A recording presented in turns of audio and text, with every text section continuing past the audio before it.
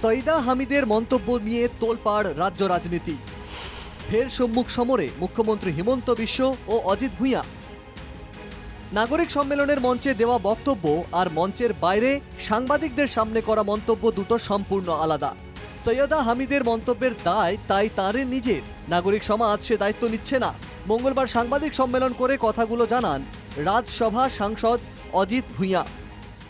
নাগৰিক সন্মিলনৰ যি উদ্দেশ্য বা তাত দিয়া বক্তৃতা আৰু পিছত সভাগৃহৰ পৰা ওলাই গৈ সাংবাদিকক দিয়া বক্তব্যৰ বাবে আমি দায়ী নহয়, সেই দায়িত্ব আমি ল'ব নোৱাৰোঁ। যিকোনো মানুহে ব্যক্তিগতভাৱে বিভিন্ন মন্তব্য দিব পাৰে। এখানেই শেষ নয়, অসম নাগরিক সমাজ অসম চুক্তির পক্ষে। অসম চুক্তি অক্ষরে অক্ষরে পালিত হোক, এটাই চায় নাগরিক সমাজ। অনুপ্রবেশ তথা বাংলাদেশি ইস্যুতে নিজেদের অবস্থান স্পষ্ট করতে গিয়ে এই মন্তব্য করেন অজিত। অসম নাগৰিক সন্মিলনৰ স্থিতি আৰু ইয়াত বহি থকা তিনিজন ব্যক্তিৰ স্থিতি অসম চুক্তিৰ আখৰে আখৰে পালন কৰিব লাগিব আমাৰ দাবী। অসম চুক্তি শিলৰ ৰেখা আমাৰ বাবে 25 মাৰ্চ 1971 ভিত্তিবৰ্ষৰ লগত কোনো ধৰণৰ আপোচ আমাৰ নহয়, এই কথা আপোনালোকক আকৌ দোহাৰিছোঁ। গতিকে এই স্থিতিৰ পৰা আঁতৰি গৈ কোনোবাই যদি কথা কয়, তাত আমাৰ কোনো সমৰ্থনতো প্ৰশ্ন নাই, বৰং আমি তাক বিৰোধিতা কৰিছোঁ আৰু আমি তাক সমালোচনা কৰিছোঁ।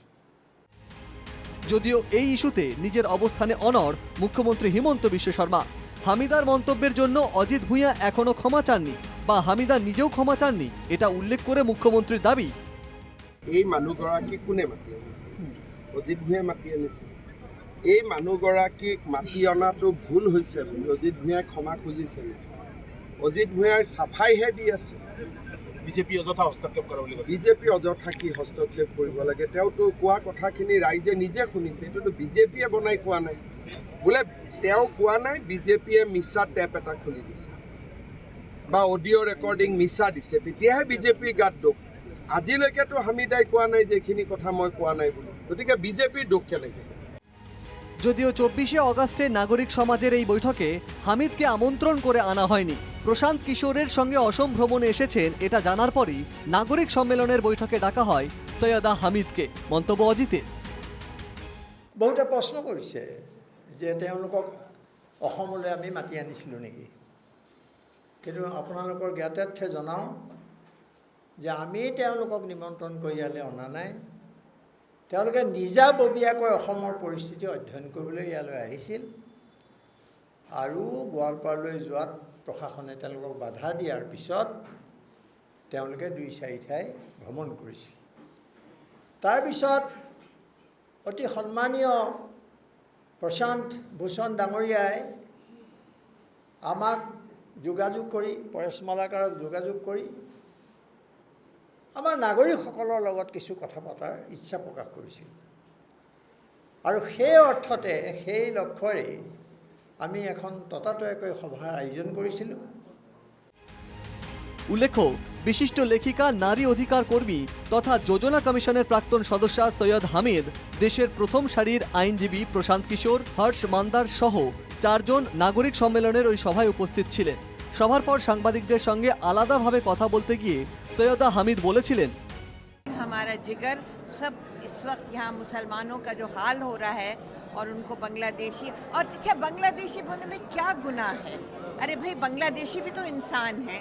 अरे दुनिया इतनी बड़ी है, बांग्लादेशी भी यहाँ हो सकते हैं। किसी का राइट डिप्राइव तो नहीं कर रहे। ये कहना कि उसका राइट डिप्राइव कर रहे हैं, उसका राइट डिप्राइव कर रहे हैं, ये एक बहुत ही, it's a very very troublesome and an extremely mischievous and very detrimental to humanity. अरे इंसान हैं तो why can't human beings, अल्लाह ने ये धरती बनाई है इंसानों के लिए। অসমে চলতি ব্যাপক উচ্ছেদ অভিযানকে সম্পূর্ণ এক মানবিক দৃষ্টিকোণ থেকে দেখে তার ব্যাখ্যা করেছিলেন হামিদ। রাজনৈতিক কোনো উদ্দেশ্য ছিল না হামিদের, এটা তার বক্তব্য থেকে স্পষ্ট। হামিদের মন্তব্যে রাজ্যে অশান্তি তৈরি হওয়ার মতো কোনো কারণও নেই, তবু বিজেপি এবং মুখ্যমন্ত্রী তা রাজনীতিকরণ করে এটাকে কাজে লাগাতে চাইছিলেন। Bureau report, NK TV Bangla.